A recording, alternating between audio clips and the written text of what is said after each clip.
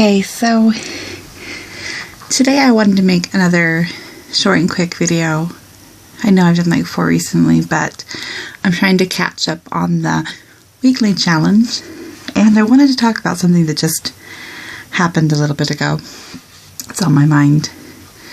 So the current challenge is, I believe, what cultural influences are there in your path? And like a lot of other people, I don't really know how to answer that. I had a very conservative upbringing, a strong love of sci-fi and fantasy and nature. I've always been in love with the trees and the water. And when I was about 15, so 20-ish or so years ago, I first really came in contact with the internet.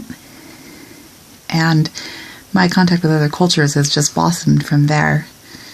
I've gotten to know so many people with so many different beliefs and ways of living that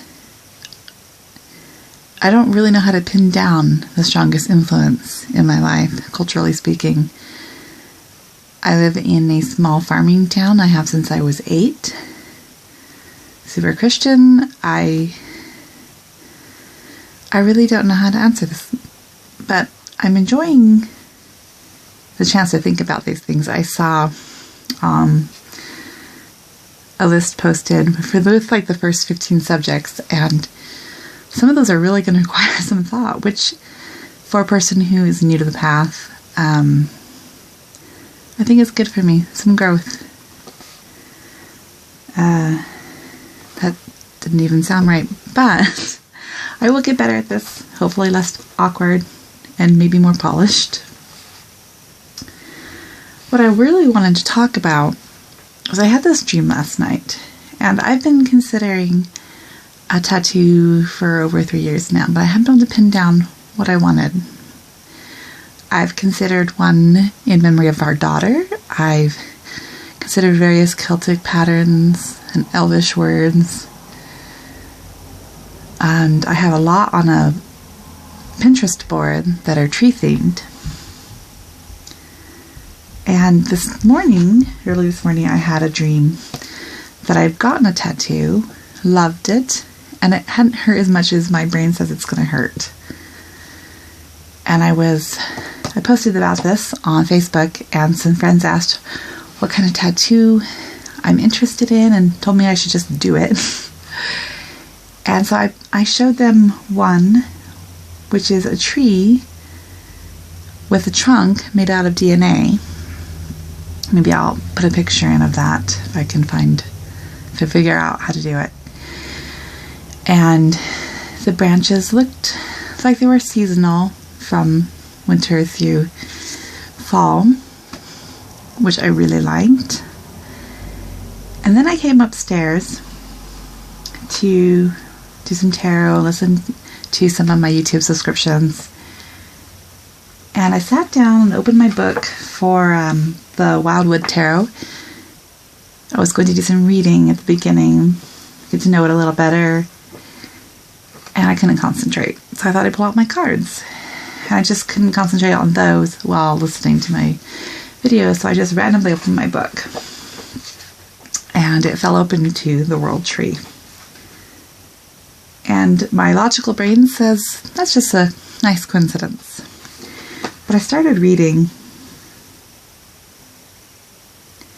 at the descriptions in the book and studying the picture, and it really just feels right to me. So my next plan is to decide, I want a combination of the picture on this card and the DNA tree that I have on Pinterest, and who I'm going to have do it, etc. There's a couple very good studios around here that I could go to. But it's just, I feel more sure about this than I have of any other design I've picked, because I want to feel it's right. I don't want to put something permanently on my body and then hate it. And this just really ties in with my lifelong love of trees. When I was a kid, I used to stand out by this big pine tree. We lived in California, in the foothills of the Sierra Nevada. So there were trees everywhere. But on the corner of our lot near our driveway, there was a giant pine tree that would sway with the wind. And I used to stand out there in front of it and pretend to direct the wind. I do have a bit of an obsession with trees. When I sit down and do visualizations when I'm stressed, it involves a tree. My husband is actually a professional tree trimmer, so I tease him a bit on that. And it's weird to me to have tarot confirm this for me. I was in Barnes & Noble a while back, just looking at their Pagan books. And a lady sat down, she smiled at some of the stuff I was looking at, and we struck up a conversation. And she doesn't do tarot cards. She feels they're too dark, and I told her I didn't feel they were dark at all. I used to. I used to not be willing to touch any of this stuff, so I can understand. But it was an interesting chat, and the more I play with them, the more I've come to love tarot. I'm still undecided on how I feel about a lot of things. A lot of magic and spell work.